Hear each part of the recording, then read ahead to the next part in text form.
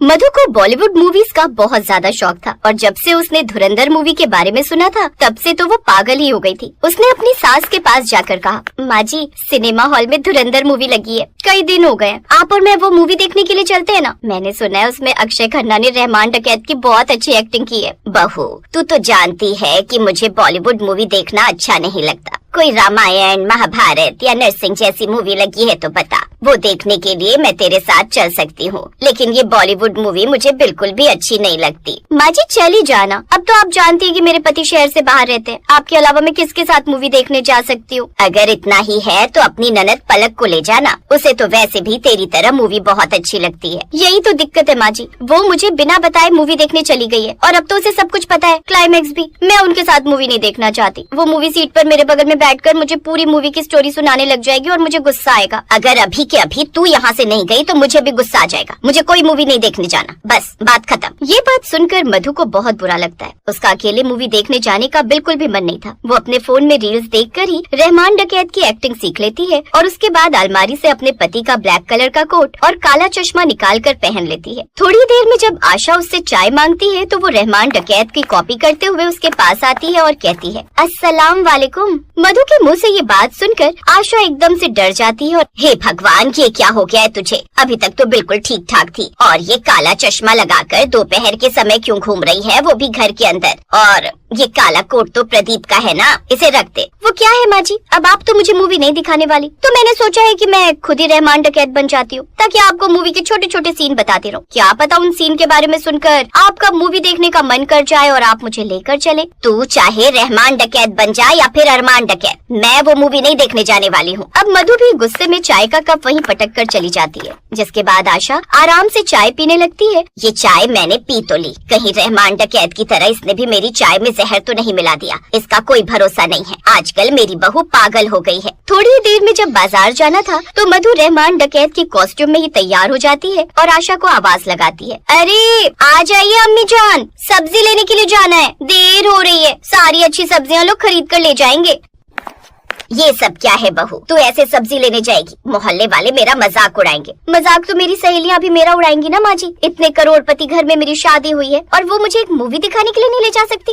आशा चुप हो जाती है और मधु को ऐसे ही रहमान डकैत की कॉस्ट्यूम में बाहर लेकर चली जाती है। आसपास के सारे लोग बस उसे ही घूर रहे होते हैं और सब्जी वाले का तो मुँह खुला का खुला रह जाता है। तभी आशा धीरे से मधु से कहती है, अब जरा अपने पर्स में से पैसे निकाल कर इस सब्जी वाले को दे दे, कब से मुँह खोल कर तेरा चेहरा देख रहा है, अभी तू पर्स निकालेगी तो भी से ये लगेगा कि कहीं तू बम या बंदूक न निकाल। बेचारा कितना डरा हुआ है। अब मधु सब्जी वाले को पैसे दे देती है। थोड़ी देर में दोनों घर आ जाते हैं। अब मधु बहुत उदास थी क्योंकि उसने पूरा दिन अपनी सास को मनाने की कोशिश कर ली थी। वो अपने रहमान डकैत वाले कपड़े उतार देती है और अपने कमरे में बैठी होती है। तभी उसके पास आशा आती है और कहती है, अच्छा चल मुंह बनाना बंद कर और मुझे ये बता कि मुझे ये मूवी क्यों देखनी चाहिए, आखिर ऐसा है क्या इस मूवी में। मधु ये बात सुनकर खुश हो जाती है कि आशा आखिरकार मूवी में दिलचस्पी ले रही है और वो खुशी से अपनी सास को बताने लगती है, माँ जी भले ही मूवी काल्पनिक है लेकिन इसके अंदर बहुत सारे असल जिंदगी के पहलू भी डाले गए हैं, जैसे 26/11 का मुंबई अटैक भी इसमें दिखाया गया है। साथ ही भारत सरकार ने 500 और 1000 के नोट क्यों बंद किए थे वो भी इसमें डिटेल में बताया गया है। ये मूवी हर किसी को जरूर देखनी चाहिए जो नोटों के बदलाव या किसी भी बात पर सरकार को ब्लेम कर रहा था। अरे मैंने तो खुद सरकार को बहुत उल्टा सीधा सुनाया था जब उन्होंने अचानक 500,000 के नोट बंद कर दिए थे।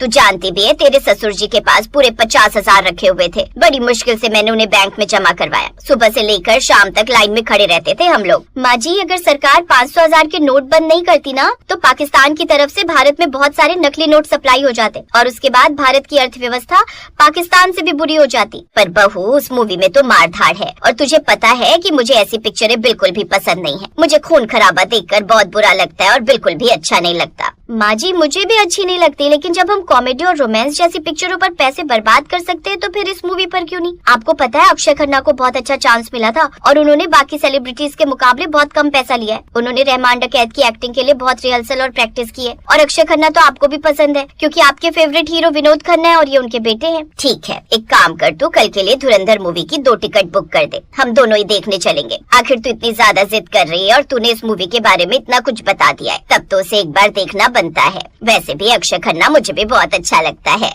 उसमें मुझे मेरे सबसे फेवरेट हीरो विनोद खन्ना की छवि भी तो नजर आती है। ये सुनकर मधु खुश हो जाती है। अगले दिन मधु और आशा धुरंधर मूवी देखने जाते हैं और आशा को वो मूवी बहुत अच्छी लगती है। वो सिनेमा हॉल से बाहर निकलते हुए कहती है, सच में मधु बहू, तूने मुझे ये मूवी दिखाकर मेरा दिन बना दिया। भगवान की भक्ति तो मैं हफ्ते में 7 दिन करती ही हूँ, लेकिन इस तरह की पिक्चर देखना भी जरूरी है। एक ही पिक्चर से समझ में आ गया कि दुनिया में क्या क्या चल रहा है। पैसा बर्बाद नहीं हुआ और आपको ये पिक्चर पसंद आ गई। मार्च में इसका दूसरा पार्ट आएगा, वो भी देखने चलेंगे और दोनों साथ में बहुत सारी पॉपकॉर्न भी खाएंगे और अपनी सारी दोस्तों को स्टोरी भी टैग करेंगे कि हम ये मूवी देखकर आ गए। अब मधु और आशा घर आ जाते हैं, लेकिन जैसे ही अगली सुबह मधु उठती है तो उसे आशा अपने कमरे में नहीं मिलती। वो बहुत घबरा जाती है और अपनी ननद पलक से कहती है, माँ जी को देखा क्या? कहीं भी नजर नहीं आ रही। वैसे तो वो मुझे बिना बताए कहीं नहीं जाती। मुझे उनकी बहुत ज्यादा चिंता हो रही है। पलक भाभी, मैं तो अभी कॉलेज के लिए निकल रही हूँ। मैंने भी माँ को नहीं देखा। मेरा एग्जाम है, इसलिए मैं रात भर पढ़ाई कर रही थी। अगर माँ को मैंने बाहर जाते हुए देखा होता तो मुझे पता होता। मुझे लगता है माँ सुबह सुबह ही बाहर गई हैं और थोड़ी देर में ही आ जाएंगी। अब मधु और पलक दोनों परेशान हो जाते हैं कि आखिर आशा कहाँ चली गई। थोड़ी देर में आशा दरवाजे से एंट्री लेती है। उन्होंने आंखों पर काला चश्मा और काले कपड़े पहने हुए थे। वो भी बिल्कुल रहमान डकैत की एक्टिंग करते हुए सलाम करती हैं। अस्सलाम वालेकुम, स्वागत नहीं करोगे हमारा? और कैसा है हमारा लखनऊ? मधु खुशी से कहती है, मेरी माँ जी मैं भी अभी अपनी रहमान डकैत वाली कॉस्ट्यूम पहन कर आती हूँ। फिर हम दोनों मिलकर रील बनाएंगे और देखना हम कितना ज्यादा फेमस हो जाएंगे। हम जैसी सास बहू रहमान डकैत के रूप में कोई नहीं हो सकती। थोड़ी ही देर में मधु भी रहमान डकैत के कपड़े पहनकर आ जाती है और सास बहू दोनों रहमान डकैत बनकर माँ, ये नौकरी मेरे लिए बहुत जरूरी है। अगर उन होटल वालों को मेरा काम पसंद आ गया तो मेरी पगार और बढ़ जाएगी। बहुत मुश्किल से तो मुझे ये नौकरी मिली है। अब तुम ऐसे घबरा कर भेजोगी तो वहाँ इतनी दूर अनजाने शहर में अनजानी जगह पर मेरा बिल्कुल भी मन नहीं लगेगा। हाँ, नहीं कर रही मन उदास, पर तू वादा कर मुझे रोजाना फोन करती रहेगी। हाँ माँ, मैं जब भी काम से फ्री हुआ करूंगी सबसे पहले तुम्हें फोन करूंगी। अच्छा रुक, मैं तेरे लिए साथ में खाने का कुछ बांध देती हूँ, तू रास्ते में बस में खा लेना। ठीक है माँ, तब तक मैं अपना सामान अटैची में रख लेती हूँ।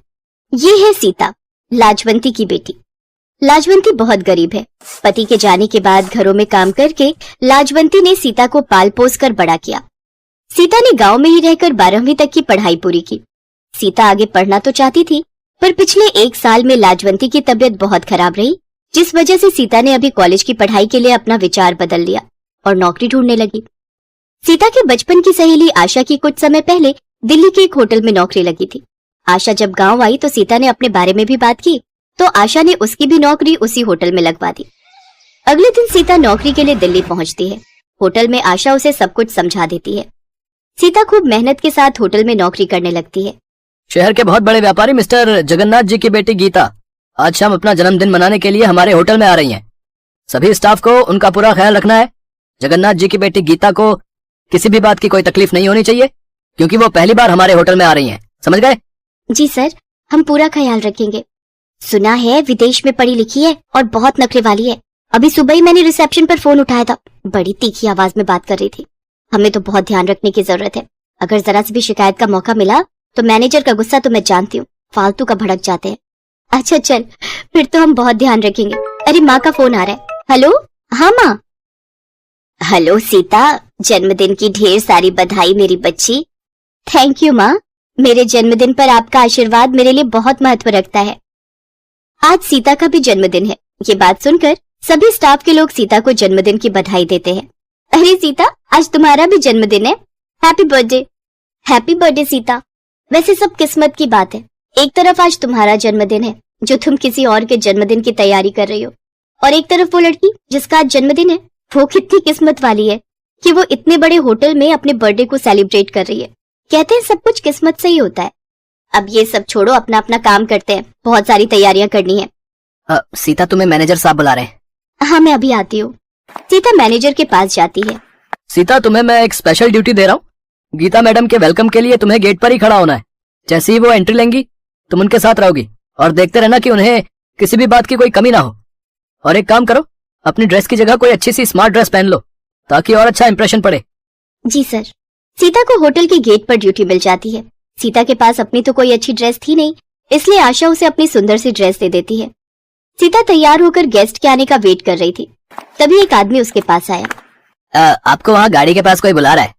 ओह, कहीं गीता मैडम आ तो नहीं गई? मैं गाड़ी के पास जाकर देखती हूँ। जी चलिए।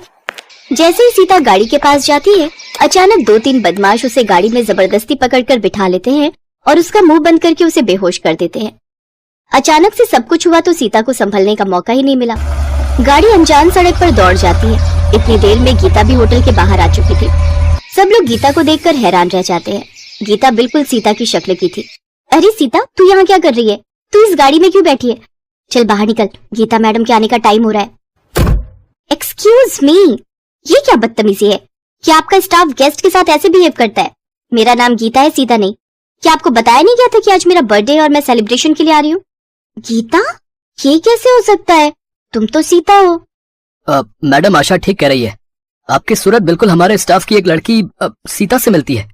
गीता ये सब सुनकर हैरान रह जाती है। मैं अभी सीता को बुलाती हूँ, वो अभी गेट पर ड्यूटी दे रही थी। तभी एक लड़का भागा हुआ आता है। सर सर सर, सीता को कुछ लोग एक कार में पकड़ कर ले गए। सीता बेहोश थी, मैं पीछे भागा पर कार आगे निकल चुकी थी। वो जरूर कोई बदमाश लोग हैं सर। गीता घबरा चुकी थी। उसने अपने पापा के मोबाइल पर फोन किया और सारी बात बताई। गीता के मम्मी पापा भी वहां पहुंच गए। मैनेजर के पास सीता की माँ का मोबाइल फोन नंबर था। सीता की माँ को जब सारी बात पता चलती है तो वो फौरन बस पकड़कर दिल्ली आ जाती है। अचानक सब पलट जाता है। अरे लाजवंती, तुम? और यहाँ इतने सालों बाद तुझे देख रही हूँ। तू कहाँ गायब हो गई थी? मुझे माफ कर दो मेम साहब, मुझसे बहुत बड़ी भूल हो गई। सीता आपकी बेटी है, गीता की जुड़वा बहन। उस रात आपने एक नहीं 2 बेटियों को जन्म दिया था। मेरे मन में लालच आ गया था। मेरी औलाद नहीं थी, इसलिए मैंने आपकी एक बच्ची चुरा ली और अपने साथ गांव ले गई। पर मुझे नहीं पता था कि आज मेरी गलती की सजा मेरी सीता को मिलेगी। मेरी जुड़वा बहन सीता, माँ पापा सीता को बचा लो। मैं जानता हूँ ये सब किसका काम है। मुझे लगता है अशोक ने सीता को गीता समझ लिया और मुझसे बदला लेने के लिए वो गीता को अगवा करना चाहता था। चिंता मत करो, वो ज्यादा दूर नहीं गया होगा। हम उसे पुलिस की सहायता से पकड़ लेंगे। गीता के पिता मिस्टर जगन्नाथ ने पुलिस को खबर दी और कुछ ही घंटे में पुलिस अशोक को पकड़ लेती है। सीता सही सलामत मिल जाती है। जब सीता को सच्चाई पता चलती है कि गीता उसकी जुड़वा बहन है और उसके असली माता पिता मिस्टर जगन्नाथ और ममता है, तो वो बहुत रोती है। मेरी बच्ची सीता, इतने सालों तक तू हमसे दूर रही। सीता, हमारी बच्ची। मेरी बहन सीता, तू इतने साल मुझसे दूर रही। मैं भी आप सबको पाकर बहुत खुश हूँ। और माँ, तुमने ऐसा क्यों किया? मेरे अपने माता पिता से मुझे दूर क्यों कर दिया? सीता और गीता एक दूसरे के गले लग जाती हैं। मुझे माफ कर दे सीता, मुझे माफ कर दे। अब तू अपने परिवार के साथ खुश रह। मैं तुझे अपना चेहरा कभी नहीं दिखाऊंगी। मैं हमेशा के लिए चाह रही हूँ। तुम कहीं नहीं जाओगी। जो हुआ बचपन में हुआ। मैंने बचपन से तुम्हें अपनी माँ माना है। मैं तुम्हारे बिना नहीं रह सकती माँ। सीता अपनी माँ के गले लग जाती है क्योंकि लाजवंती ने उसे पाल पोस कर बड़ा किया था। सीता को अपना असली परिवार मिल जाता है, अपनी जुड़वा बहन मिल जाती है और वो अपनी नई जिंदगी की शुरुआत करती है।